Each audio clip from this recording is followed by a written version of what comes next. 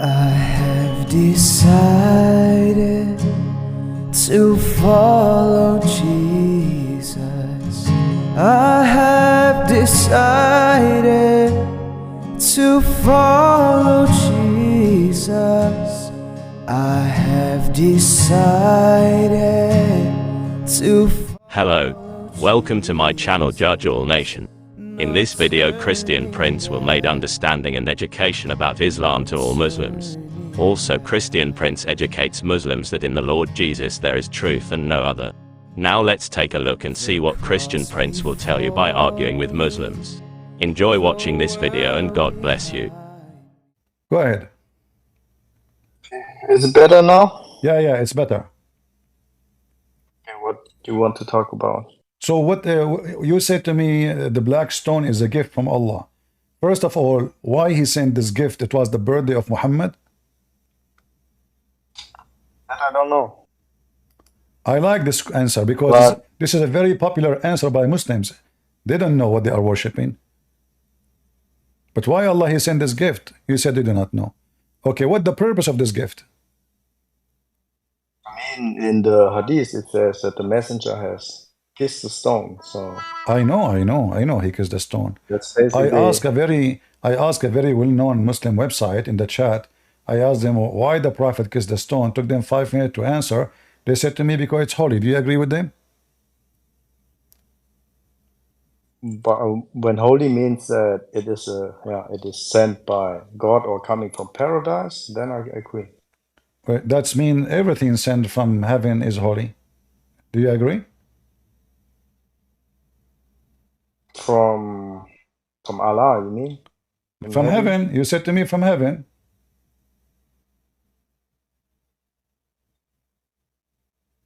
Yeah, I would agree. Okay, but that's mean Adam is holy. Eve is holy.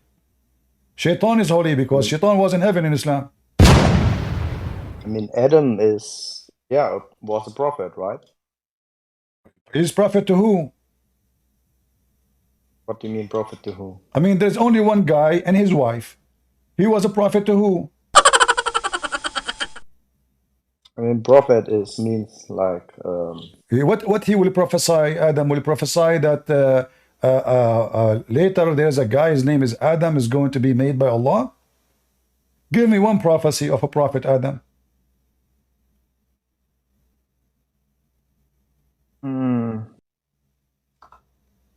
I only know that Adam is a prophet. Yeah, because you copy paste, but you never. But why you don't think about it? Think about it for a second. If somebody is a prophet, shouldn't he prophesy? Okay, I'm a prophet too. What do you prophesy? You know what? Let me tell you what I will prophesy. Something nobody knows. Yesterday, Trump, he will debate Biden, and he will win the debate. Yesterday, this is a prophecy nobody knows. So what the prophecies of your prophet is a false prophet. You Muslim, you made everybody a prophet. Even Zulqarnain, Alexander the Great, he became a prophet. I mean, Jesus was also mentioned as a prophet and a messenger. No, there is no way the Quran mentioned Jesus. Can you show me where in the Quran says Jesus? If you can show me where Jesus is mentioned in the Quran, I will shave my beard. Or Isa. Who is Isa? Which was born from Mary, right? Who is Mary, the sister of Aaron? No, it's not the sister of Aaron. What? But Aaron and Moses, they exist thousands of years before Jesus.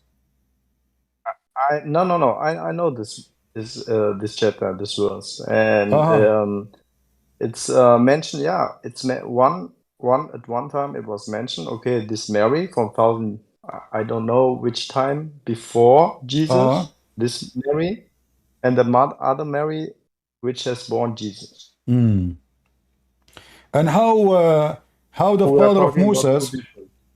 How the father of Moses became the father of Mary?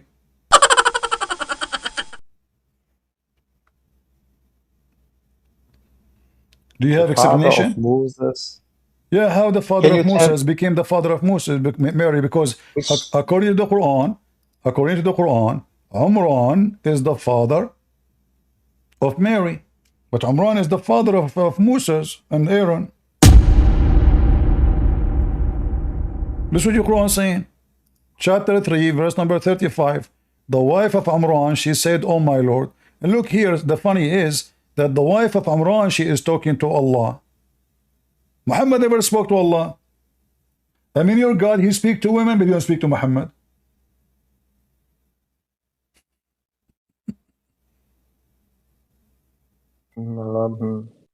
Where is the guy Amran in the story? What he did?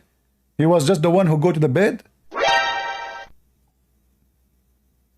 And how in the world Amran, the father of Aaron and Moses, they become the father of Maryam, the mother of Jesus? I will tell you why. Muhammad is a fake prophet. He misunderstood the Jews. They told him that the sister of Moses, her name is Maryam, and this is true. Maryam is mentioned in the Old Testament, a great woman. So the stupid Muhammad, he thought that the same woman, her name is Maryam, she must be the mother of Jesus. So according to your prophet now, Mary, she is descendant from Amran, and Jesus is the grandson of Mr. Amran.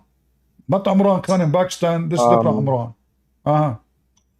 No, I've read about this chapter once, and I also asked the same question. I had the impression, yeah, this was also the case, but then later, I think in the later verses, it becomes quite clear that we are talking about two Maryams. One, also I don't remember the names, but one we have Moses, and I think the other was Aaron, the brother, right? Both of them were prophets, if I remember correctly. Yeah, and I think they also had a sister, which was Miriam, and their father was Amram, right? And the other one, we are talking about Maryam, who was then giving birth to Isa. And where we will end now? Still, you know, you're avoiding the question. How Maryam... What was the question? How Maryam, the mother of Jesus, became the daughter of Amran, the father of Moses?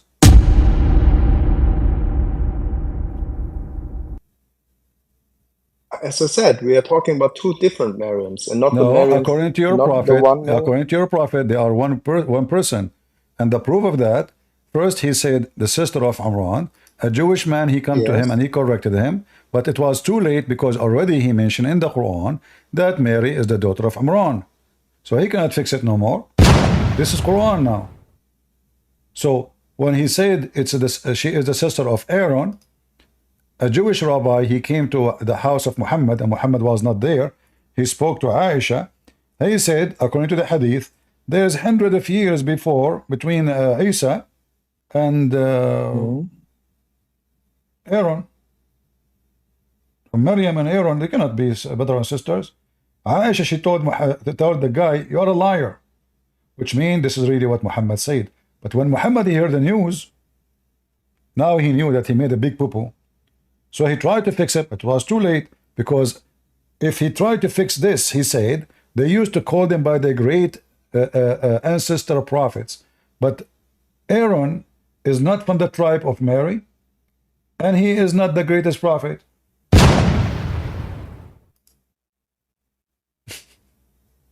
So now we have two places proving that Muhammad is a fraud. One saying Mary is the sister of Aaron, chapter 19, verse 28. And the other one saying that Mary is the daughter of Amran, chapter 3, verse number 35. 35? Yeah. Chapter 3, 35. All of this lead us to understand that Muhammad is an ignorant. He does not know what he's talking about. Now I will be easy with you. Do you know even who is Muhammad? The messenger. Who is he? Look, here it says Mary, the daughter of Amran. Okay. Mary, the sister of Aaron. Wonderful. Isaac, the son of Abraham. Okay. Jacob. Okay. Who is Muhammad?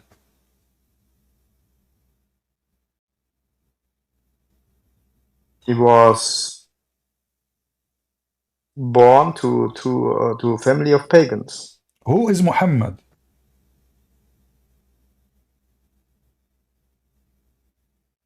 What do you mean by who? Mary, the daughter, the sister of Aaron, the daughter of Amran. His family tree. Listen, based on the Quran, Jesus is the son of Mary. Mary is the daughter of Amran, the sister of Aaron. Look how many names explain to us who is Mary and Jesus. Who is Muhammad? Who is his father? I don't know. Who is his mother? I don't know, but why should it be important? Why it should be important who is Mary then? How come it's important who is Isaac? How come we have the name of everybody and we have details about everybody, but the most important person in the whole book, there's no information about him, where he's born. The Quran says that Muhammad, he sent, Allah, he sent Muhammad to the mother of the villages. Where is that? Mother of the villages. Seems to be some leader of the village. Where is the mother of the villages? Which place? Mecca? How you know? How Mecca is going to be the mother of the villages if it's a small, tiny village? Wasn't Muhammad born in Mecca? Was Mecca the capital of Rome? Was Mecca the biggest city in the Arabian Peninsula? No, but it was already a place where people went to worship. Where is Mecca? idol. Where is Mecca in the story? It says this is a book confirming what they have between their hands, which means the Christians, to warn the mother of the villages and what is around it. Where is that location?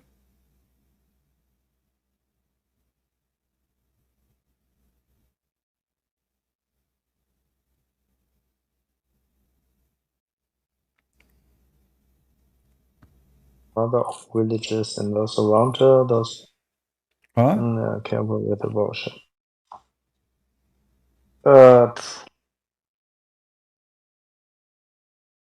Is it? We are talking about the person here. We are talking about Mother what? of the villages. The mother of the villages. Is it a person or are we talking about a place? What do you think?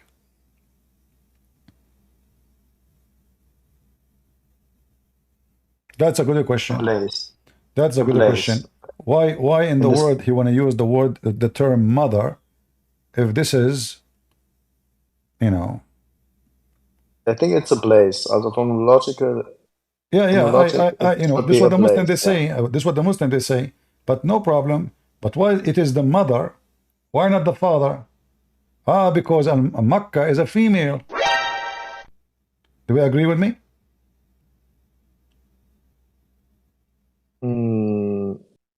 Yeah, could make sense. Yeah. Okay, so why the town is a female?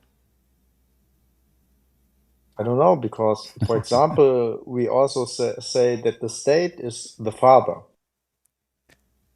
The what? Why is the male? The state. The state? What state? Yeah.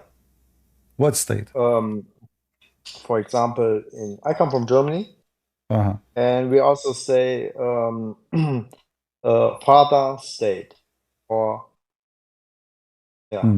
So you are saying it's a language thing? Yeah, it could be a no language problem. thing, Still, yeah. where is Mecca now? Where is Mecca? Where is this mother of the? Let us assume that this is Mecca. Where is Mecca located? Where is Mecca located? Geological.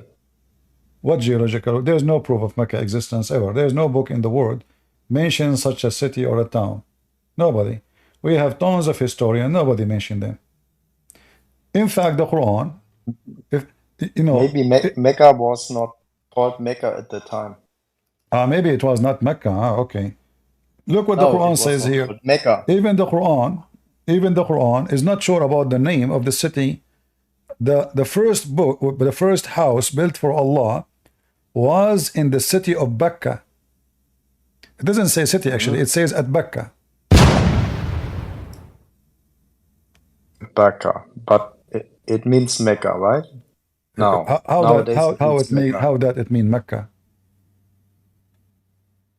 I mean this at this place there was the stone, right? So what I think. Have you ever heard? I will make it easier for you. Have you ever heard of a temple? It's called the Temple of Mecca. No. The Temple of Al-Mecca is a very well-known temple in Yemen. You never heard of it? Of Mecca. Isn't it the same as the Great Mosque of Mecca? It is a temple for the moon god. It is a temple for the moon god. The home to the Kaaba. So where the Kaaba is? No, it is in Yemen. You are talking about Mecca today, right? Yeah. Okay, I'm talking about the real Mecca. The real Mecca never was in that location. The real Mecca is the temple of Al-Mecca. Al means that. Mecca is the exact name. The temple of Al-Mecca is the temple which is located in Yemen, which is a temple for the moon god. You know, when I said long time ago, this is the temple of the moon god, at that time the scientist, or supposedly the researcher, they were saying no, it is the moon god. Lately they fixed their mistake and they agree they made a big mistake after they were able to read the writing, which is a very ancient writing. It turned to be, I was right, this is the temple of Al-Mecca, which is the moon god temple. And this is where Mecca is. Mecca today is a counterfeit of the original Mecca. Why did it become a fake place now? Why did the place change? What's the reason? The place did not change. What they do, this is the most famous center place of worship. So people, they bring stones from those places, and those stones will save you from going all the way to kiss them, so you can get the blessing. Why you want to go all the way to Yemen to kiss the black stone? We bring you the stones to you. You kiss it here, and you worship it here, and your sin is forgiven. So in order to go, it take you 2 months, and the journey of the pirate and the thief and killing, and maybe even they enslave you, just come to here. We have the same stones. Do you know that in the Kaaba today they have a corner, it's called the Yemeni corner? No. Let me show you.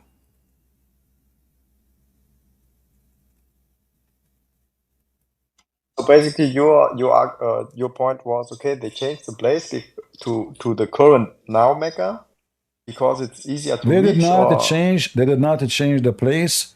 This is not a place that changed. No, they just build a new place of worship, copy the name of the original Mecca, and they brought some stones. They brought some stones from that place, so people, they will come and receive the blessing of the moon god Allah. So if we go right now, is there some? Okay, can you show me some historical evidence that this was? No problem. No problem. Give me a second. I will try to show you some pictures too. You can go right now and search for the Yemeni corner in the Kaaba. Yemeni corner in the Kaaba. Yemeni corner. Right away, you will see that the reason it's called Yemeni corner is very simple, because simply they brought stones from that place. This is why even they look different. Those stones look different from the rest of the building of the Kaaba. So they brought a few stones. Yeah, they brought a few stones, and they claim that those are coming from the temple of Al-Mecca. So now, if you kiss them, it's the same as you went all the way to Yemen to do the ritual to worship the moon god there. So you do not need to go all the way to Yemen. You come here This is why it's called Ar-Ruknul Yamani, which means the corner of Yemen. One corner have a black stone, and one corner have those stones. The black stone. God. Huh? Yeah. Yeah, this is the moon god. You can go. You can go right now and search for the Al-Makkah temple. Al-Makkah. Just take that. I've just searched. Yeah, it says that the Yemeni corner is so named because it faces the direction of Yemen. It is located on the southwestern side. That's false. What direction? You can see that they open the hole in the wall so people can kiss it. If this is for direction only, they will not open the skirt of the Kaaba.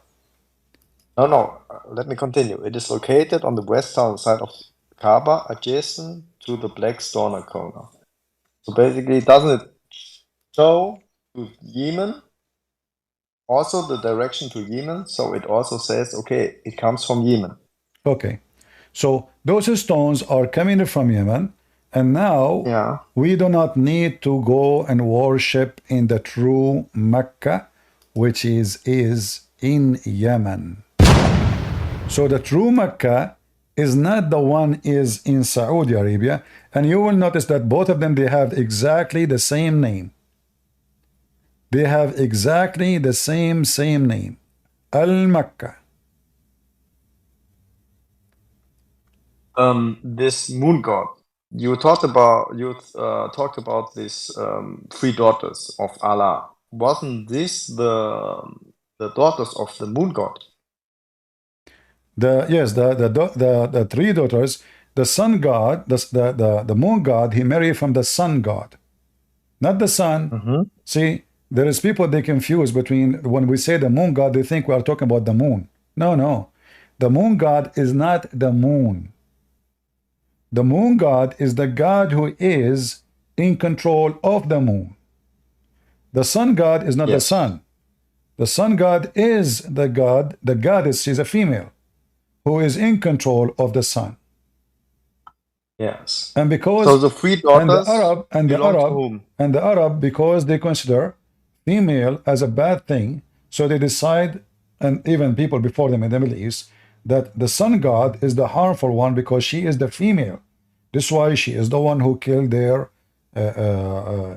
crops. She is the one who make their water disappear. She is the evil one. You know, the male god is Allah. He is the moon god. He is the god when, you know, he make our night nice. We sit outside in the heat. We will not be burned in this crazy sun. So the sun god is a nice god. The moon god is a nice god. The sun god is the evil one, and that is the female. So the moon god married from the sun god, which is a female, and they have three daughters, which is Al-Lat and Al-Uzza and Manat. Three daughters. Yes. Okay, and for example, in chapter 53, verse 19 and so on, it says, it mentions those names, right? And then it also says in verse 23, these are nothing but names which you have devised, you and your ancestors, for which Allah sent down no authority. They follow nothing but assumptions and what the ego desires, even though guidance has come to them from the Lord. So basically what it is saying that, okay, these don't belong to the Allah, that to the God that is mentioned in the Quran. I will tell you why Muhammad, or so-called Muhammad, he don't want the three daughters of Allah to belong to Allah. Because they are females. Because they are females, Allah. Exactly. So all the idea the Quran reject, are you going to worship the females? So the female is not the same as the male, even that in chapter 3 verse number 36.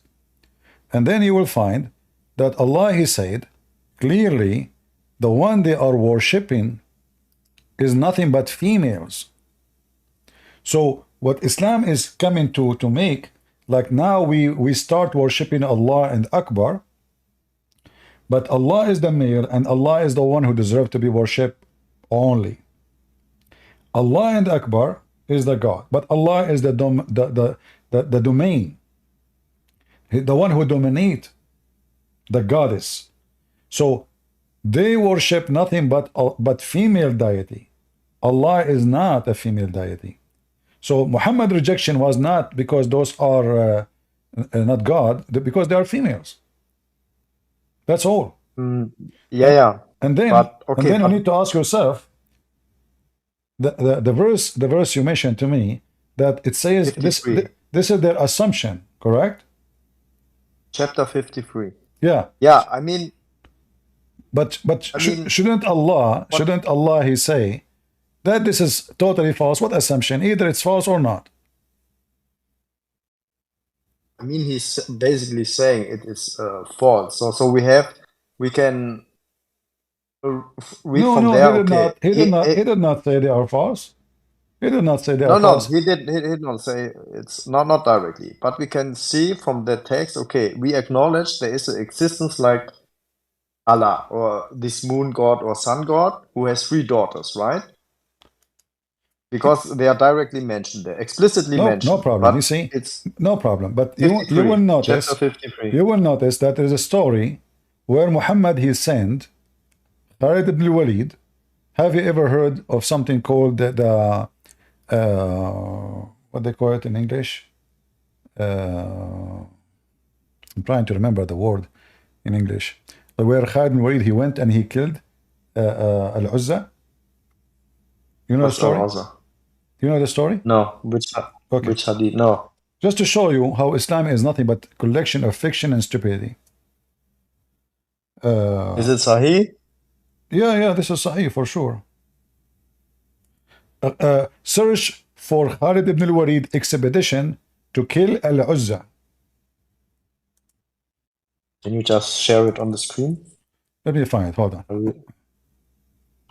Because I need to find it in English, for what we will have is going to be in Arabic. But let us see. All right, here we go. This is translated by Muslims, so we will use it.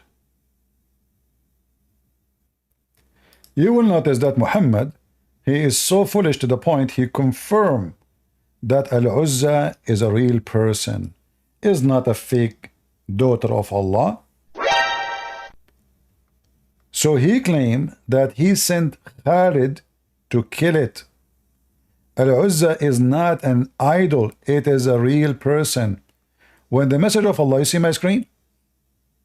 Yes, I can see your screen. When the Messenger of Allah conquered Mecca, he sent Khalid ibn Walid to the area of Al-Nakhla, where the idol of Al-Uzza was eradicated on 3 trees of a forest. And this is just a few palm trees, not really forest. Khalid cut the 3 trees and approached the house built around it and destroyed it. When he went back, the Prophet informed the story to Muhammad. The Prophet said to him, go back and finish your mission. What was the mission? The mission was to kill Al-Uzza. So he said to him, go back and finish your mission, which means you did not do it yet. She is still there. Khalid went back, and when he got close by, who were also his servant, the servant of Al-Uzza, Al-Uzza saw him. Do you see it? Al-Uzza saw him, they started invoking by calling Al-Uzza. When Khalid approached it, he found a naked woman whose hair was untidy, and who was throwing sand on her head. Khalid killed her with his sword, and he went back to the Messenger of Allah, who he said to him, that was Al-Uzza. Do you see it? Yes. So is Al-Uzza, according to Muhammad, is an idol or a real person? I mean, according to this story, it is, a person. So how Al-Uzza is a pagan god, but yet it is a real woman? I mean, even when I open Wikipedia and so on, it was a goddess which was worshipped in the pre-Islamic time, right? So it's No, I'm not also talking about this I'm now. a little bit confused. No, focus with me. Focus with me. We're trying to find out if Allah, the God of the Arab, the moon god, truly he have 3 daughters or they are fiction names. Like the name of Allah is a fiction name. According to Muhammad, he did not say this is the one who claimed to be Al-Uzza. He said that was Al-Uzza. Correct? So based on this, Allah truly he have 3 daughters. And Muhammad, he claimed he just killed one of them. By the way, how did Muhammad know that she was not dead? Ask no questions. Ask no questions. Muhammad knows best. He is Allah. He is Allah himself. I mean, Muhammad, he knew anything. He can tell you even what the size of her bra, what the size of her panty. This is Muhammad. No, but isn't this fact also kind of surprising? I mean, he was not there at this place, but he knew, you see, I debate Muslims about what they believe, not about if the story makes sense or not. As you know, nothing makes sense in Islam anyway. In fact, I believe that Muhammad himself never exists. Who is Muhammad? We don't know. There's nothing about him. Even when the Arab they invade Jerusalem, in the books there, it doesn't say a prophet, his name is Muhammad. It doesn't mention anything. It mentioned that savage Arab, they came. No religion, no prophet, nothing.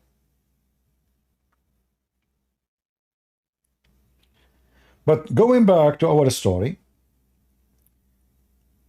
Al-Uzza, it have roots. It exists not only in the Arabian Peninsula, it's spread all over, and the name Allah is coming all the way from Persia, from Syria, from Turkey now. All these areas, they worship a God. He is the moon god. You know, what was dominating the earth is 2 gods. The ones who live in the cold area, usually, they worship the sun. Those who live in the desert where the sun is scary, they hate the sun. They worship the moon. And in order to avoid the anger of either one,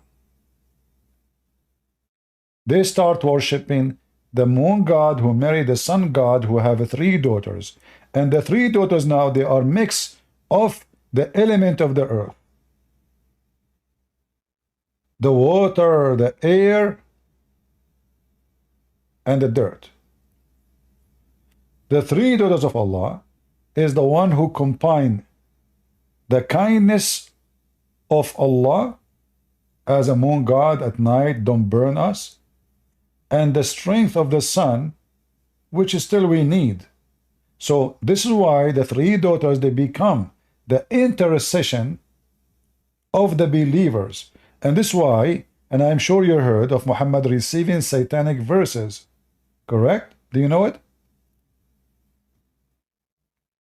I heard about it once, but what the satanic verses? Muhammad, he claimed that Shaitan, he gave him verses that the 3 daughters of Allah, their intercession is a must to ask for.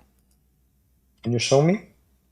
Where is this mentioned? Yeah, we can, you know, if we go right now here, you know, if we go to the story of Al-Gharaniq. Is it a hadith or is it mentioned Quran? No. This is, you know, if you go to the chapter of An-Najm, give me a second.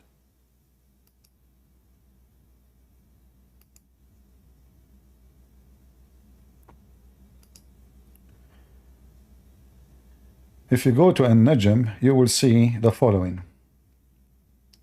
Najm. Chapter? Which chapter? 53, verse number 1. Your prophet was reciting the chapter of An-Najm. وَالنَّجْمُ إِذَا هَوَى. Let us see if we can find Give me a second.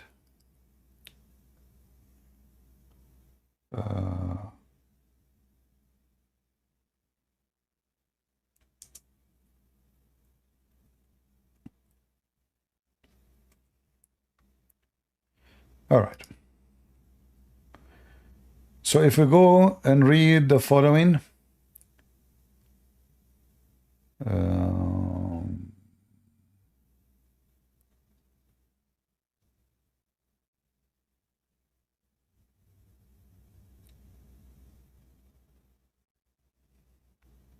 let us go to this verse here first. Then we will go to the interpretation. But this is supposedly Muhammad was reciting An-Najm. But the verse about it is mentioned in different place in chapter 22, verse number 52. Never 22, we send, 52. yeah, never we send any messenger, prophet before you, but when he recite revelation, Shaitan he cast some falsehood in it. So the Quran confirm that Shaitan he gave Muhammad satanic verses. So let's go first to chapter 22, verse number 52. Wait a minute. I want to let me read it again. Oh, I will go back, no problem.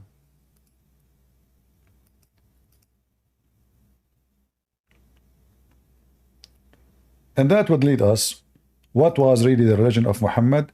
And Muhammad was one of the worshippers of the three daughters of Allah. So if we go and read here, this is the official government website of the Kingdom of Jordan. All right. So one day, the Prophet who sat with the congregation of Quraysh, which attract a huge number of its members, and he wished that Allah, so listen to this, Muhammad, he prayed to Allah that Allah will give him something today to recite, and that recitation will make the people of Quraysh agree with him. So do you understand what he wished for? He wished that Allah, the Exalted, does not reveal to him on that day anything that might repeal them. So what he want him? He want Allah to recite to him, to give him something would make the Arab pagan like what he is saying. This is what Muhammad prayed to Allah for. And then Allah, he revealed to him the surah of An-Najm. By the star, the chapter I showed you, chapter 53. The messenger of Allah, Allah pray on him, not pleased with him, recited until when he reached to the point where he says, have you thought upon Allat and Al-Uzza and Manat the third, the other? The devil put in his tongue what he had secretly wished. Secretly wished. Did you see what it says? Secretly wished, and hoped for, and said, these are the mighty grants, the Gharaniq, and their intercession is hoped for. Therefore, when Quraysh they heard this, they were very pleased, because this is what they want. The Quraysh, they worship Allah too. The Quraysh, they go tawaf, they kiss the black stone. Everything, 99% between Muhammad and Quraysh is approved except the daughters of Allah. And today, Muhammad, he praised the daughter of Allah, and not only he praised them, he worshipped them. He said their intercession is hoped for.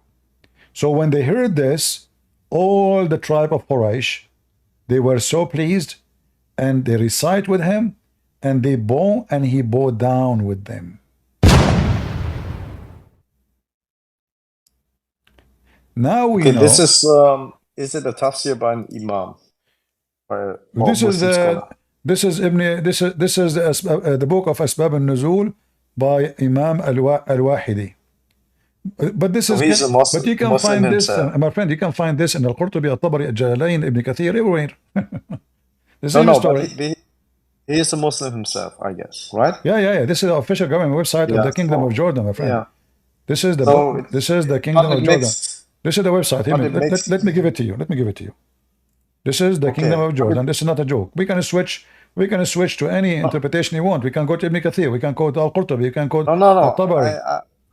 I believe you, but it just makes no sense that an imam himself would I mean, this is when it's true, or if we are just take it explicitly like this, it's talking bad about the messenger, right? Exactly. But you see here, so it's make no sense that a Muslim or an imam himself would talk bad about the messenger. Then he wouldn't be an imam. He's not talking bad. All the Muslims agree. Now the Muslims, in order to solve this problem, they deny it. But as you see, their imams, they approve it. And then later in Islam, in the history of Islam, the Muslims, they start trying to find solutions, say, we don't believe, because this will be contradiction. The Prophet was protected by Allah. But the Quran says it clearly, Allah will take off what shaitan he throw. So already shaitan he throw. And these details, as you see, is written by the Muslims, not by the Jews. This is, as example here, Tafsir al-Jalalain. You know, I mean, this makes even it more so not making sense. But what I'm telling you now, we are trying to connect the dots together between the moon god, Allah, the temple of Al-Mecca, which we showed you it is located in Yemen, which is the temple of the moon god, the Yemeni corner, the black stone, the three daughters of Allah, and now let us show you the sun god. In the Quran, it mentioned clearly that Abraham, he worshipped the sun.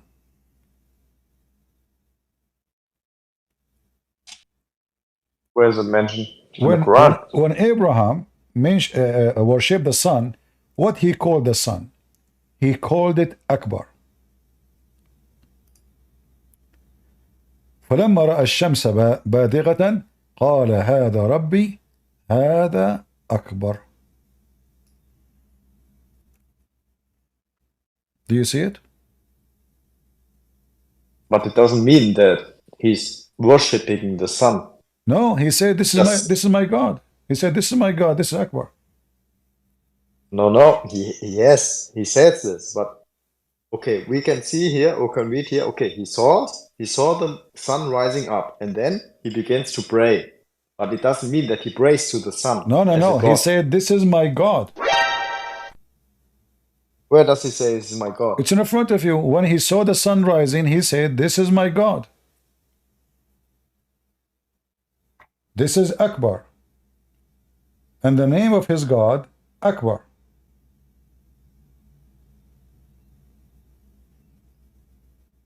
Yeah, I mean, kind of far-stretched interpretation. I don't know. What interpretation?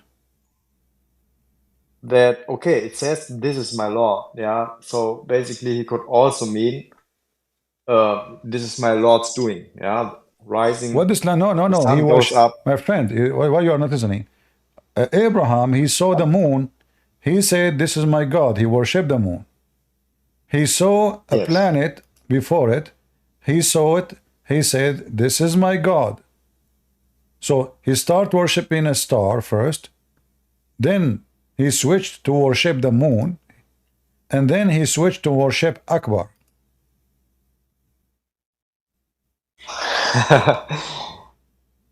Also, what I can read here, read the full passage of the.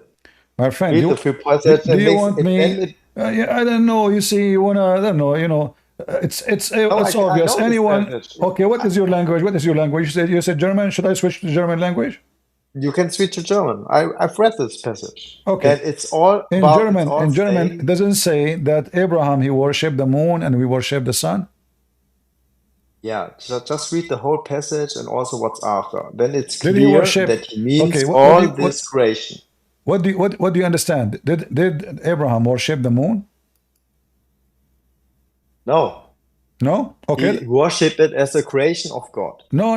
How you can worship it as a God, a creation of God? No, he called it, this is my God. He said, Hada Rabbi, this is my God. Yes, I know. I can read it. I can read. Okay, listen. what interpretation you like me to show you?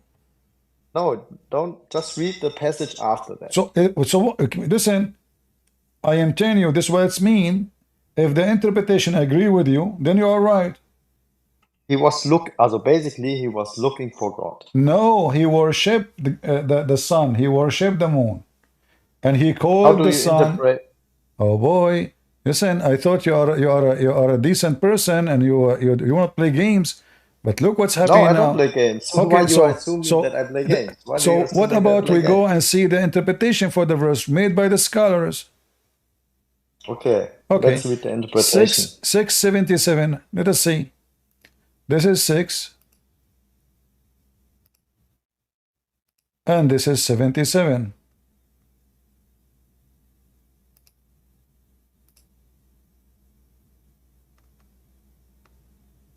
Read it. Okay, and when he saw the moon uprising, he exclaimed, "This is my Lord. Could this be my Lord? This is bigger than the first one." When it said, he said, "Unless my Lord guide me, unless my Lord makes me firm on guidance, I surely shall become one of the folk who are astray from guidance." Okay, so now they are adding things that are not there. So this is my Lord, this is my God. What is the God? The moon. Then he switched to the verse after it. Or we can go to the verse before it if you want, where he saw the planet and he said, "This is my God." Read it. And now it named for you which planet too. It says Venus. When the night grew dark upon him in the hall, he beheld a star, the planet Venus. He said, "This is my God." And then they add here, "Could this be my God?" But when it set, he don't like because it said this whole story is stupid, but as you see, he is worshipping Venus. So basically for me it means that he is looking for God. He is worshipping already Venus. He did.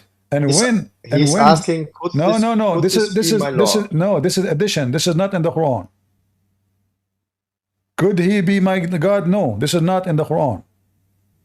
He already said, no, he already said, "This is my Lord." He didn't say, "Could this be my God?" He said, "This is my God."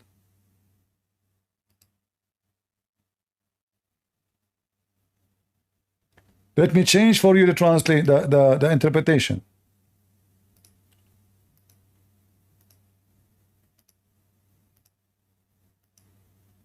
He worship for real. So when the night descend, when it dark become upon him, he saw a star, said to be Venus, and said to his people who were astrologers, "This is my God, as you are wont to claim." But when it set, when this appeared, he says, "I love not those who said." The story is so silly. It looked like Abraham. He never saw that the sun set and rise and the planet, they go up and down. And now suddenly he don't like the one who disappear. So the story is very childish. But what I'm showing you here, that Abraham, according to the Quran, he worshipped 3 objects. One was Venus, one was the moon, and one was the sun. And the sun is the one called Akbar. Akbar.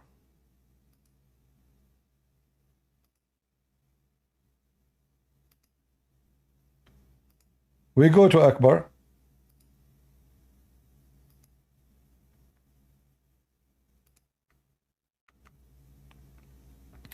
When he saw the sun rising, he said, "This is my Lord, this is Akbar," not a greater. Then the star and the moon, the masculine demonstrative pronoun, etc. They are explaining Arabic now. And then he says, "Because predict Rabbi, my Lord." This is explaining about the language. It's not important. And then he says, "O my people, surely I am an innocent from what you associate with God in the way of idols." But here you see already he worshipped the 3, and now he decided not to worship the 3. But the Quran doesn't tell us how Allah became the God of Abraham. Okay, he worshipped the moon, he worshipped the sun, he worshipped Venus. How Abraham he found Allah? What is the story of Abraham with Allah? And if you don't worship those who disappear, how he will worship the one who he never saw? If the reason not to worship them, because they disappear. As the verse saying, how he worshiped the one who never appeared for him. Based on what the verse saying, Abraham will not accept to worship someone come and go. Allah never come, Allah never go.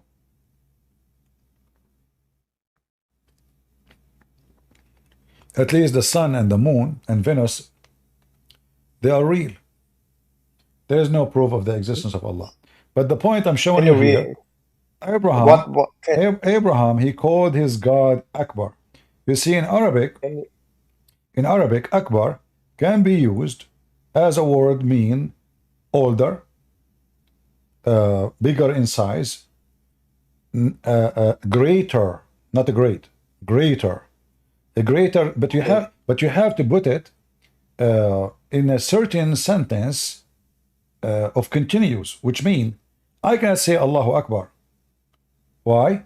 Because if I want to say that sentence, I have to add something after it, because Akbar is the same as in English, you say is bigger. So if I say this person Akbar, I have to add another name of other person after him, because I'm comparing. So Akbar is about comparing, is not just you cannot end the sentence with it. As an example, I will copy this word here in front of you. You see the screen, right? Yes. And I will go to the Quran, and I will type the word, I will post the word Akbar as it is, with no addition. Here, this is Kabira, this is a different word. Here we go. Akbaru indallah. Do you see it? Chapter 22, verse 217. Do you see it? Akbar mean you have to compare it to something else. So here it says it is bigger for Allah, but compared about what? About sin. About the moon. No, this is about sin now. Here it's about sin. So you are comparing about something, two kind of sin. Which one is the one who is big? As an example, chapter 2, verse number 219. It says here, and it is sin is bigger than it is benefit. So chapter 2, verse number 219, speaking about alcohol. So, but the sin of them is, you see here, it says greater. You see, you have to add than. Do you see it? Yes. All right. So Akbar cannot be what the Muslim today they are using as a word meaning greater. Akbar is a name for the God. Because if Akbar means greater, then you have to continue. Greater than who? Okay. One question. For example, in English, you normally say when you do this when you use word like bigger, smaller, and so on, normally additional word like then follows, right? Yeah. For example, I am bigger than you, or I am smaller than you, right? This is the normal case. But sometimes when I said, okay, you are Christian Prince and I am smaller, so this also makes sense, but it's my friend. it's it's not complete. But still, you are comparing between two human. So now people they knew that there is you and there is me, and one is a smaller, one is bigger. That is fine. So where is the second person to compare? So when you say Allah Akbar, in this, when you say Allah Akbar, if you are saying if Allah is God, and then you say Akbar, and you are saying that the word Akbar means greater, then you have to compare him to who? If you say greater without saying to anyone, first of all, this is blasphemy against God. Why? The Muslim they say, I see your point. The Muslim they say you cannot compare Allah to anything, correct? Yes. All right. No, yeah, I see your point. But then Akbar is a compare. If we cannot compare Allah to anything, by using the word Akbar by itself is an insult. Allah Akbar from the ant, Allah Akbar from the rat, Allah Akbar. I mean, this is stupid. So Allah is Akbar from who? You see, is not a great, it is greater, bigger. This is all, either it's about size, either it's about value, it doesn't matter. Still you are comparing the one who is supposedly God to his own creation. And if we can compare the ability of God to the ability of his creation by saying just Akbar, that means he is not really great, he is just greater. That means the other are great too. Okay, also can I say something? All right. Okay, can you switch back to chapter 6 to this verse 77 when it begins? Okay. So basically, I'm reading the German translation, and in German we have 3 articles. That means, for example, in English you only have the, and in German we have 3 articles, der, die, das. Yeah, that is referring to a noun. So for the German, it is very clear that first of all in 77 he's talking about the moon. In 78 he's talking about the sun, and he will say, okay, this is my Lord. And this one, the sun, is bigger. Okay, wonderful. So the sun is bigger. The sun is bigger from who? Than the moon. Thank you. The sun is bigger than the moon. Wonderful. Right? See, but now look what you did. Allah Akbar. Allah is bigger from who?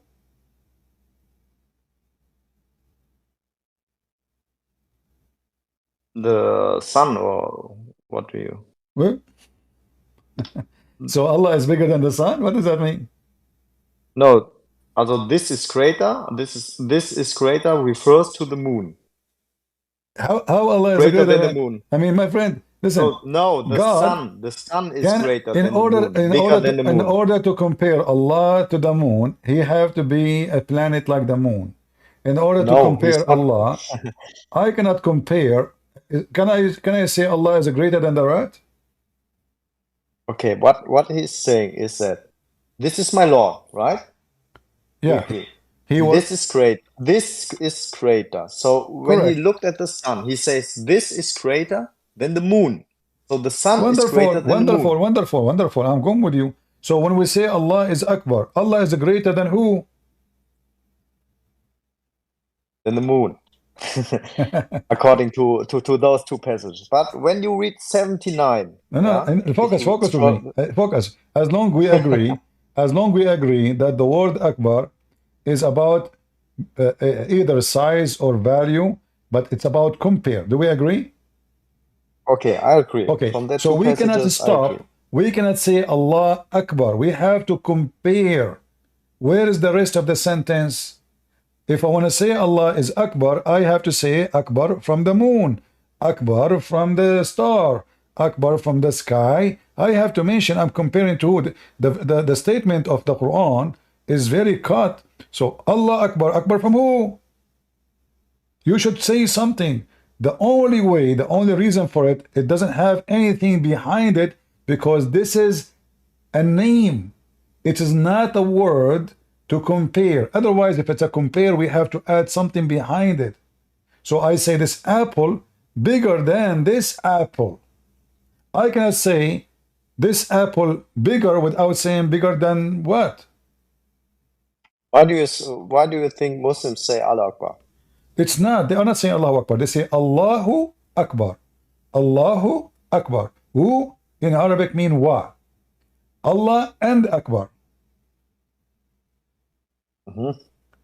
When the new Quran is written, the wow, there is a guy who he came with those. Do you see those things in the Arabic here?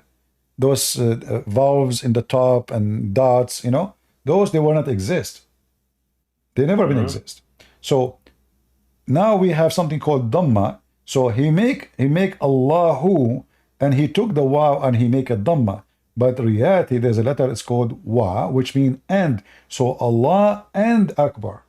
So Tawheed in Islam is unifying the God of the moon God, Allah, which is not Allah, by the way, it is La, and Akbar. So if you go in the first chapter in the Quran, or let us say, you know, when Muhammad is start mentioning first time the word Rahman as an example.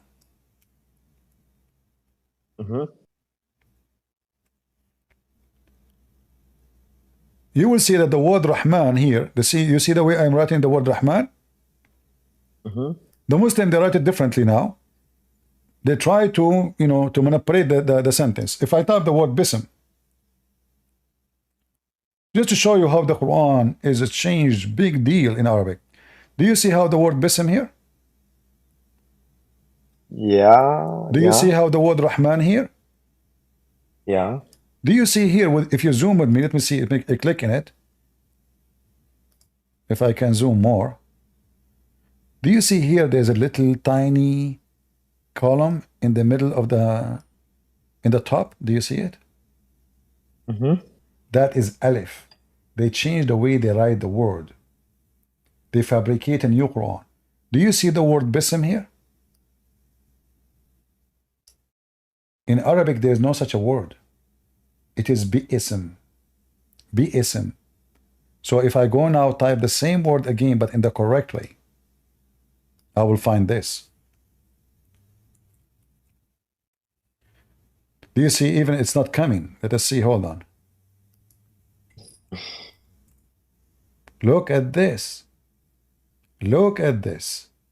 This is the correct way to say Bi'ism. There's no Bism. Never exists in Arabic. So they deleted a letter from the Quran word Bism just for the sake of singing the Quran. So when they sing the Quran, Bismillah, so it doesn't sound right. So what they do? They corrupt their book and they took the word Bi'ism and they make it Bism. Even Muslim scholars agree that this is what happened. The Alif, the letter A, is totally deleted. Same way they did with the Rahman. The Rahman, Ar-Rahman, they took the Alif, they make it small, they write it down. So now what the Muslim they do, when they do mathematical miracle, they don't calculate those numbers. I don't know if you heard the miracle of number 19. So they don't calculate the correct numbers of those letters. As an example, there's each one, you see those, do you see this here in the top of Allah, there is like a little knife, sharp knife, small one. Can you see it? Yeah. That is Shadda, which means there's two letters here.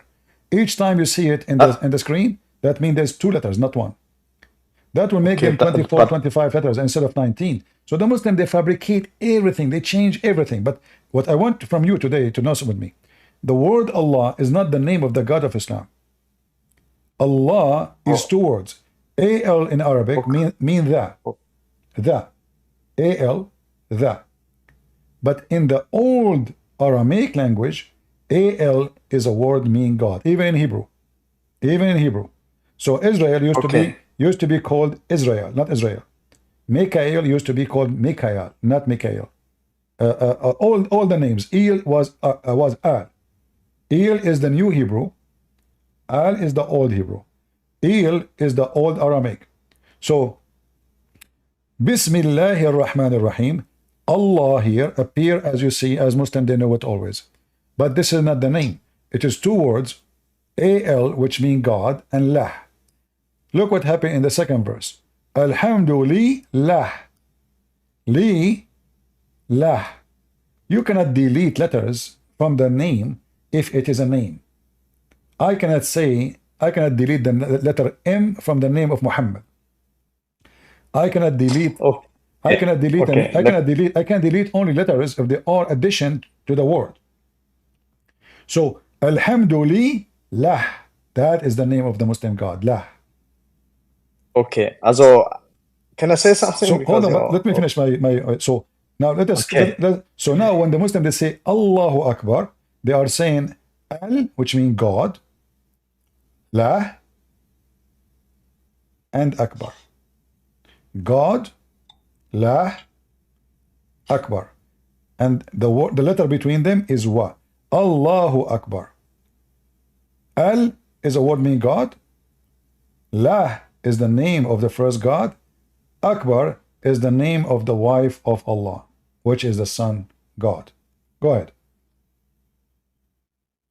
Okay. So first of all, I want to add something to the previous topic with in chapter 6 that I just read 79, and there he says that okay, Allah, I have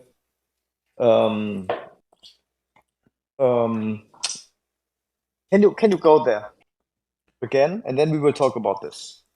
Okay, tell me what do you want to do? Okay. 79, chapter 6, 79. Okay. So basically after the verse of the sun. Okay. I will go to the English translation so that everyone. I mean, English translation I'm not a fan of because there are many mistranslations sometimes. My friend, because English all translation made by Muslims is a fabrication. So I want to advise you, if you want to know how stupid the Quran is, you better study Arabic, because all translators, they do one thing. If they want their Quran to be approved, they have to be presenting a hypocrite. The Muslim will not buy it. It's going to stay in the shelf, and nobody will list the translation in their website. Translation is the biggest lie in the history of Islam. They always lie. There's not a single Islamic translation. You're also argumenting with the translation often. Because I'm not a Muslim. If I'm a Muslim, I will lie. Because what the Muslim translation is to make Islam look better. And they compete in that. So if this translation is better, the one who is debating me, he will say, no, I accept this translation. Better in which way? Better to present his case to make Islam look better. So I say to you, listen, there's a website, it's called Qur'an.com. Yeah. In that website, when you move the mouse in the top of each word by itself, it gives you what the word by itself meaning. Okay, I will do this. That will give you a translation, but not full sentence. The second you go to the full sentence, the translation is messed up. I will give you an example. You know, like the Muslim, they say, I lie when I say that the Quran said you have to worship Allah and the Messiah. I mean, if you know that the translation is a lie, then you shouldn't use it. I'm not using it. I'm not. But I have no choice. Make your point sometimes. No, I'm just using it to you. But for me, I don't accept it. I never accept any Muslim translation. I always point. When I'm reading. I always point when I'm reading that this is a false translation. Can we end chapter 6 verse, this topic first? All right, go ahead. Let's just end this verse with the last verse. Okay. In 79 it says, okay, I have turned my face towards him who created the heavens and the earth as one of nature's son, and I'm not one of the idolaters. Okay, and so he's saying here basically, okay, he turned his face to the moon, to the sun, and so on. So basically he's saying, okay, I have turned to the one who created the heavens and the earth. Yeah? Which implies also the moon and the sun, and as of nature upright. And I'm not one of the idolaters. So he's saying that he's not worshipping the moon or the sun. No, all the Muslim scholars, listen, I mean, I don't want to repeat myself. The Quran is so clear, even in their translation. Here he's saying he don't want to worship them no more, because already he said they are my God. He didn't say, is that possible? This is my God. No, he confirmed that this is my God. Why you are being slow? He said, this is my God. He didn't say maybe. If he is saying maybe, that means he is questioning. He did not say maybe. He said, this is my God. But when this God disappear, he said, I don't like the one who disappear. And then he come to the conclusion, after worshiping 3 gods, that he will worship the one which is unknown, which is more stupid. Because if the reason for him not to worship the first 3 anymore, because they go astray, well, this God who is worshiping, he never saw him. He never spoke to him. He never appeared to him. How he now recognize who is this God? I worship the one who created the earth and the heaven. Which one is who is this one? Who is this one who created the earth and the heaven?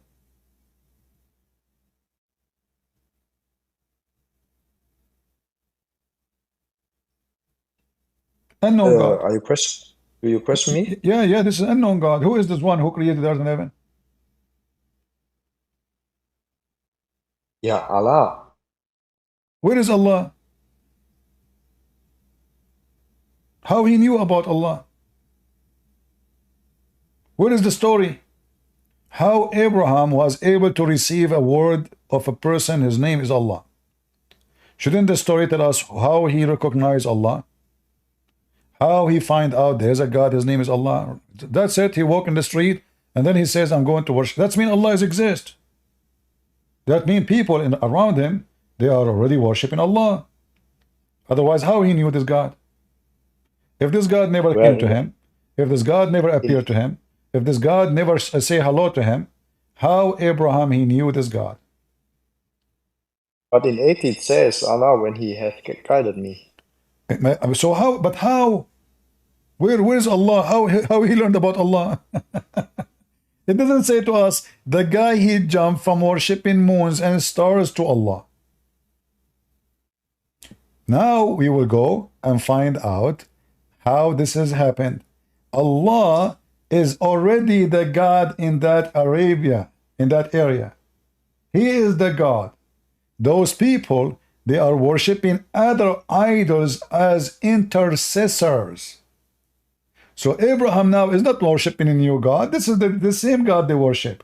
The only reason, the only difference between them, this God, he should be worshipped alone. They want to have intercession. And that is again, take us back to Allat and Al-Uzza. All of them, they are pagan. Allah is a pagan God. Abraham was worshiping the pagan God, and he said, in fact, in the same verse there, it says, and I am pagan. The Muslim did not know what the word Hanif mean.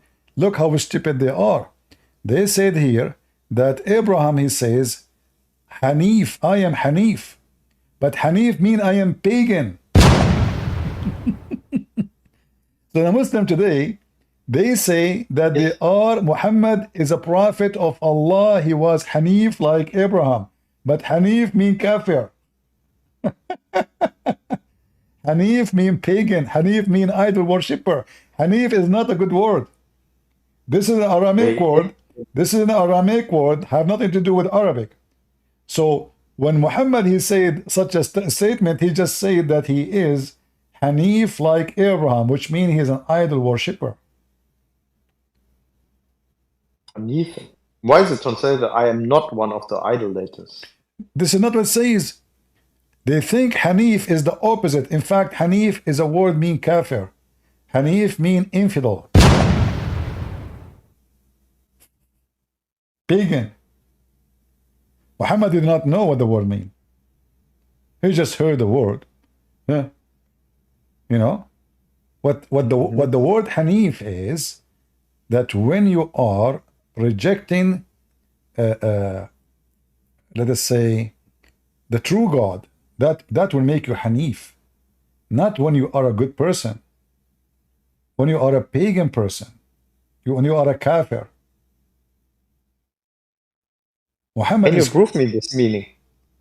You can go right now and check the Aramaic dictionary and you can see. Search what the word Hanif mean. This is an Aramaic word. This is not a secret. You can go to Sam Shamoun. He speak Aramaic. Ask him what Hanif mean. This is a language. This is not. But from Arabic. This is not Arabic. This is not Arabic to get the meaning in Arabic. You see, the Arab did not know what the word mean. Most of the Quran, there's nothing in Arabic in it. Allah is not Arabic word. Allah, ask the Muslim what the word Arabic mean. For example, if I put it into Google Translate, this word, it says polytheism. Mean what? Polytheism. That means more than one God. Exactly. Yeah. Thank you very much. Yeah, but he is saying here, I am Hanif. I am polytheist.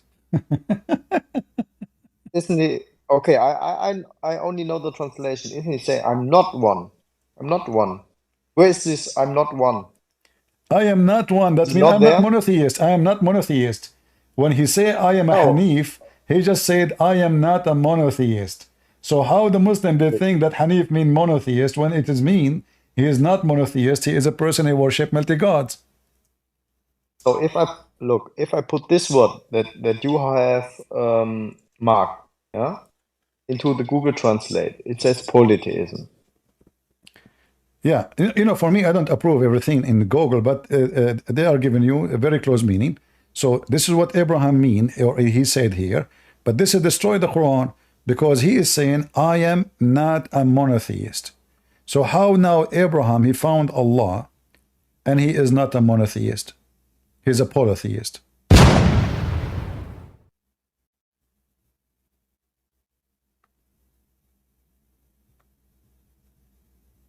See, everything in this religion is a collection of stupidity.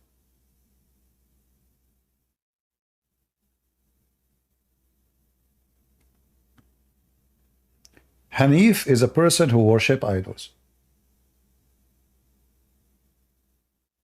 It's not a person who worship the true God. So when the Quran says Abraham, he says, I am a Hanif, he just said, I am an idol worshipper.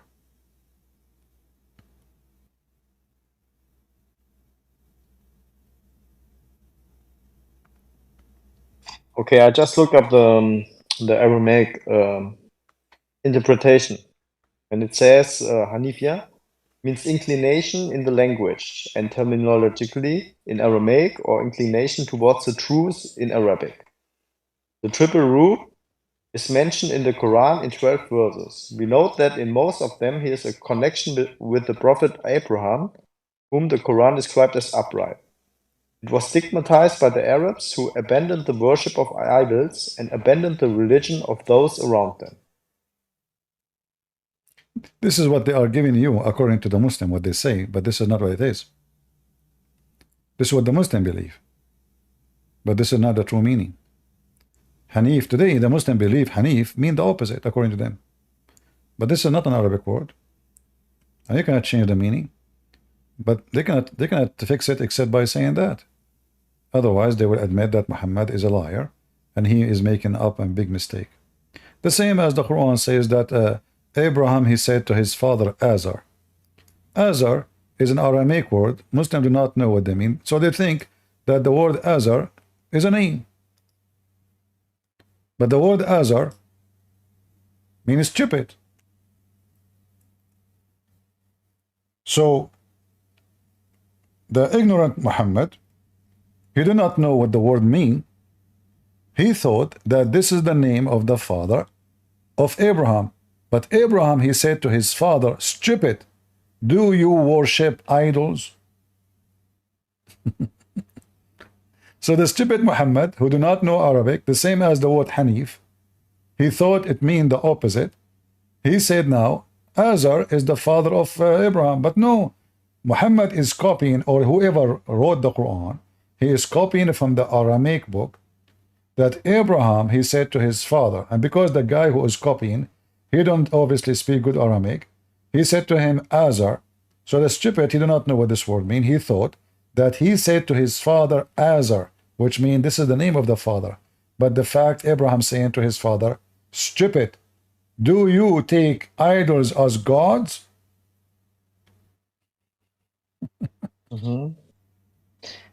Okay, so what you can see here that that you say that the words that were used here that they have a different meaning, right? Originally. The Arab, they have nothing to do with the Quran. The Arabic Quran today is total fabrication. Even the word Ibrahim.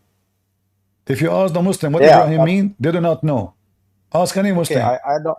All right, I don't know about that. My friend, I'm just talking about the point I'm trying to say to you. If you take the Quran from the Muslims, the Muslims are the last one can explain the Quran for you, because they are under the influence of he said, she said, not under academic study. You know, Yasser Qadi, when he says, if you go and make a deep dive, the story is different. Okay, let it aside. Let this aside. I just want to talk about, because you also said words, about the words itself, that they have a different meaning. But we can see that in throughout the history that words, even in every language, their meaning have changed over time. Okay. For example, the word awful. I notice originally it means nice, yeah, something very awesome. But over the course of time, awful means now something bad. My friend, no problem. I don't know. But you see, I don't know but if we the have. same Oh, listen. Abraham. Yeah. Abraham. This is supposedly is a quotation of what Abraham said. So this is not a new language. This is what Abraham. This is what Abraham said. So if I say to you, Abraham said this, I'm not using a new language. I'm using what Abraham said. So Abraham said. So we are going back to the time of Abraham. Today, I see your point. Today, the word Hanif did not change. This is because the Arab, they stole the word from the Quran and they do not know its meaning. So they come with answers which is not an answer. Because if you try to read any interpretation, every one of them, he give you this is mean, maybe mean this, maybe mean that. They don't know. Muslims do not know. They are just guessing. All the Islamic interpretation for the Quran is based on guessing. Nobody knows. If, like, I will give you an example. No, I know what you mean. I know what I'm just thinking about. Okay, if you know that the meaning of the word has changed over time, and if you use the original word which has now a different meaning, then you would. You are saying now, what now? Also at the time of when the Quran was written. No. Then you will surely know that it cannot be. It cannot be, because Hanif is not an Arabic word, and Muslims agree. And that is a statement Abraham said in his time. So this is the language, the Aramaic language, the old Aramaic, which is exists until now. So we cannot say it was not exist, we do not know what it was. We know what it is. We have the language, and there's until now people, they can read it. Until now, now there is two Aramaic. There's the ancient Aramaic, and there's new Aramaic. And there is people who speak the ancient, and there is people who speak the new one. So we have them both. It's not like a language, like maybe like the old Egyptian, we have only some very few people, they can put the word together, take them a lot of work to do it. No, this is a living language, it's not dead. In fact, Aramaic is the most living language between all languages. Like now, you pray in English, you say Amin. This is Aramaic word. The word Africa is Aramaic word. The word Europe is Aramaic word. Tons of names of countries in Europe, cities, are Aramaic words. Aramaic is the most living language. When the Christian they pray, they are using Aramaic. Ilah, you know. So Aramaic is a very powerful language, and the Quran is just a counterfeit of something else. Obviously, it was written in Aramaic, and this is why the Quran is messed up, and the Muslim can't understand anything in it. So they start guessing what does this mean. Maybe it meant. You will find, like, the funny thing is, the Quran claims that this is a pure Arabic. If I type the word Arabic, you will see how many times the Quran claims that this is a pure Arabic. Then if you go right now to Google and search foreign language, foreign words in the Quran. You will find long list. Even the Muslims agree that those are not Arabic. So how the Quran said that this is a clear Arabic Quran, as you see, not only it is a clear, there's no croak in it, which means it is perfect Arabic, no additional language, pure Arabic. But the second is starting from the name of the Quran. Quran is not an Arabic name. This is an Aramaic word. Muhammad is not an Arabic word. This is an Aramaic word. Ar-Rahman is not an Arabic word. This is an Aramaic word. Go to any church, you will see they say Rahman Rahimu. Go right now to any church, they pray in Aramaic, you will hear them saying those words. Natrahamu alaykum. So they, everything they have in the religion is a fabrication, is a theft. This is why if you ask a Muslim here, it says Israel. You ask them what Israel mean, they don't know. What Israel mean?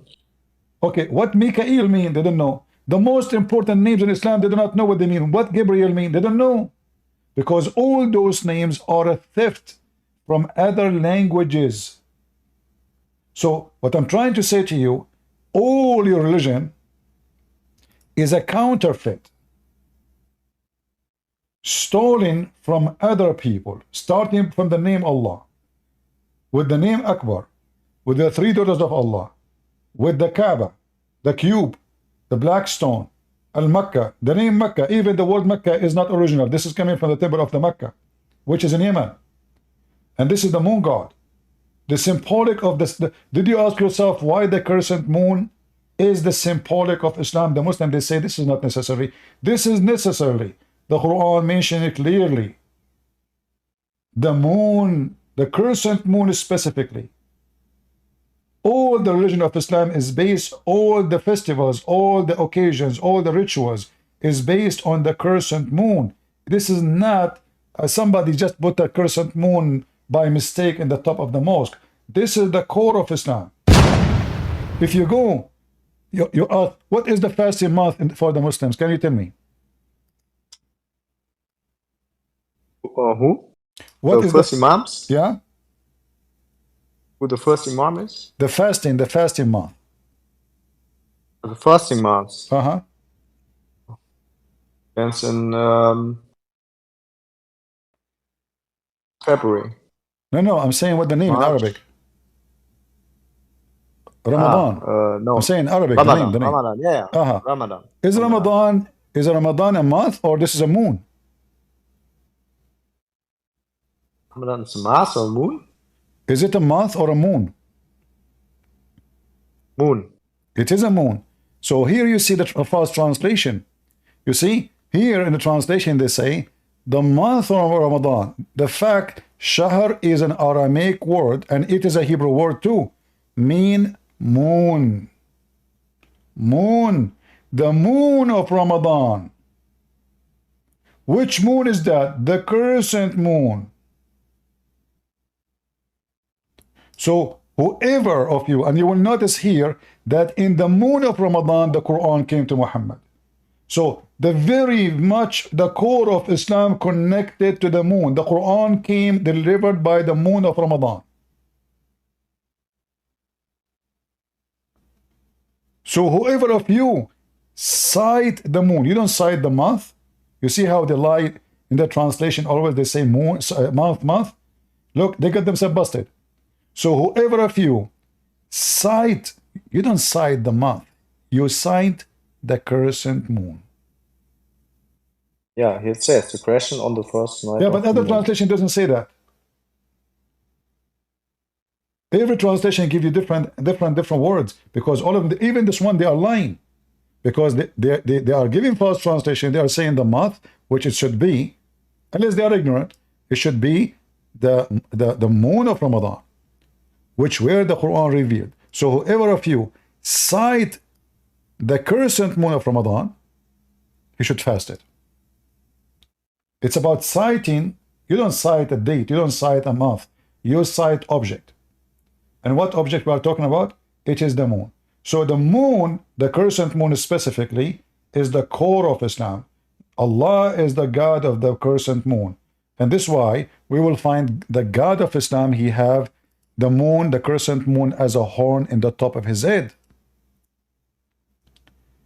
It's always important to have this crescent moon as a sign of Allah, as a sign of authority.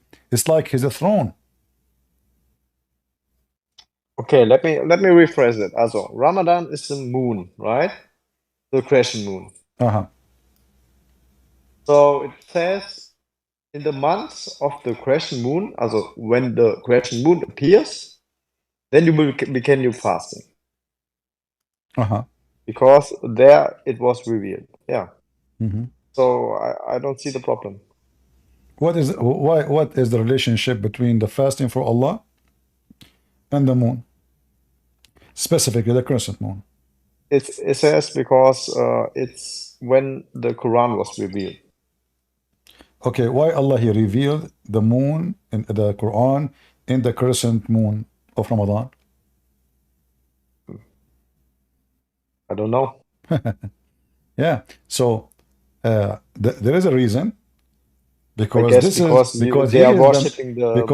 is the moon god, and the crescent moon, you know, the crescent moon is where, you know, have you ever seen Islamic flags?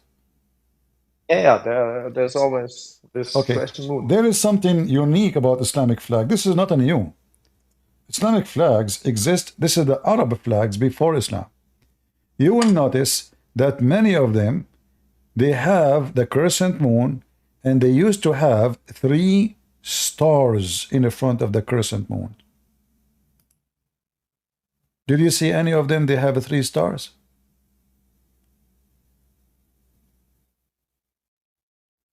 No.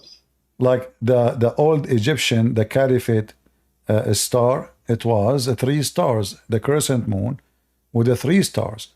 The 3 stars are the moon god stars, sorry, the goddess, the daughters of Allah. So let me see if I can show you.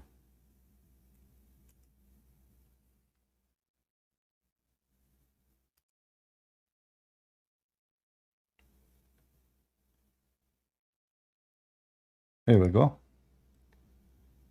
This is the old Caliphate.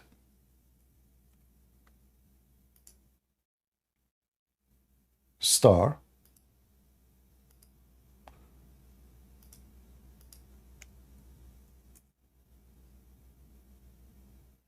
Do you see it?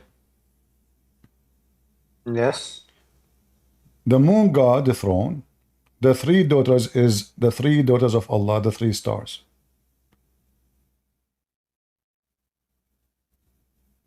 Do you see the throne of the Caliphate? He have the crescent moon in the top. So where did you get this meaning that it's representing? This is all from the ancient history. You need to read. You can read. There's tons of reference. There's a book written by Muslims. There's a person. His name is Jawad, Dr. Jawad. He's a Muslim guy. I would try to remember his name. Very well-known Muslim. He's a historian. He wrote tons of things, you know, and you will find all those stories there too. Even the Muslim could not deny them. Those are books written by Muslims, not by Christians.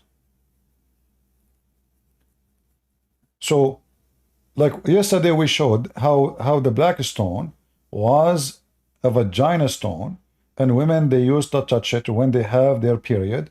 They place their hand inside the vagina, which is the black stone, and they pray to Allah, which is the God of fertility. He will fertilize their vagina and make them have babies. So women, when they have no babies or they cannot make babies, they think, this is what the Arab used to believe before Islam, that if you cannot have babies, that means you commit a sin and Allah is punishing you. So what they do, they go naked around the Kaaba. And let me show you. And you will see now what is the root of Islam. Everything the Muslim today do is the same as the Arab pagan. So men and women, they used to go totally naked in the state of nudity around the black stone, wearing no clothing.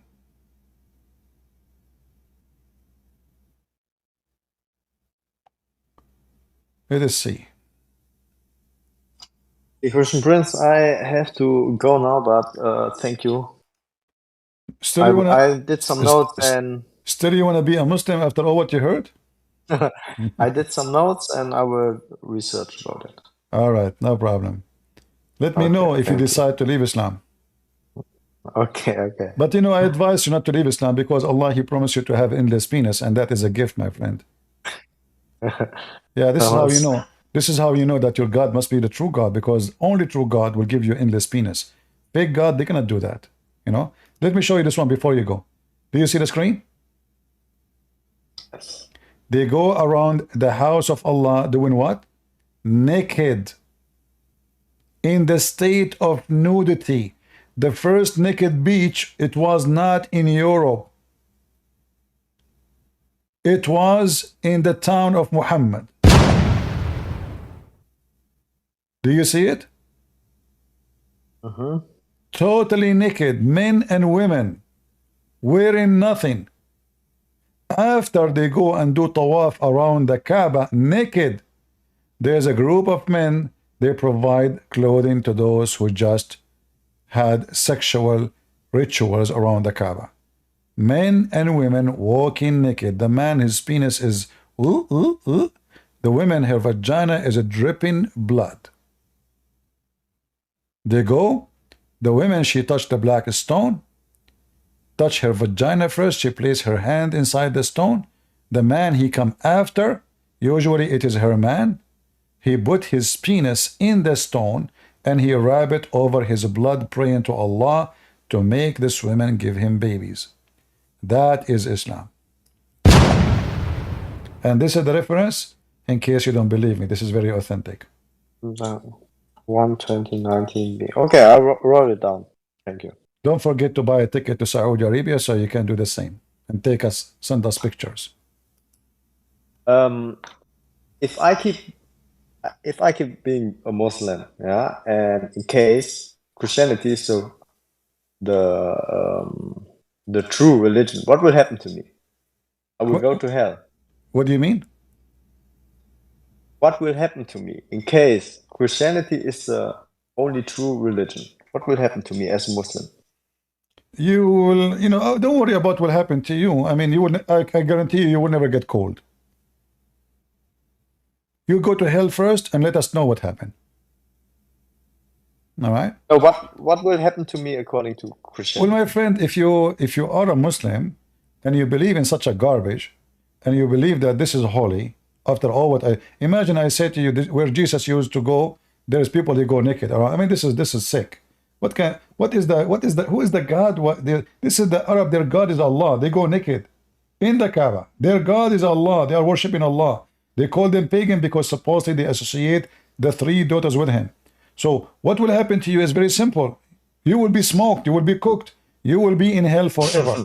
As simple as that. So you stay with Muhammad, the pervert man, with everything. I mean, everything about him is sick.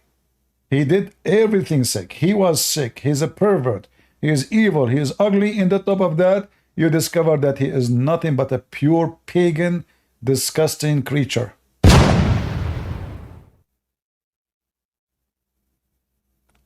Okay, so I will go to hell.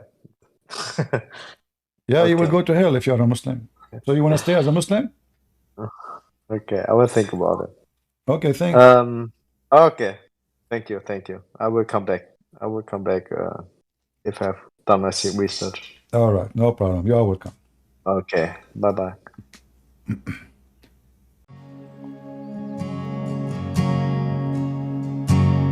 I have decided to follow Jesus.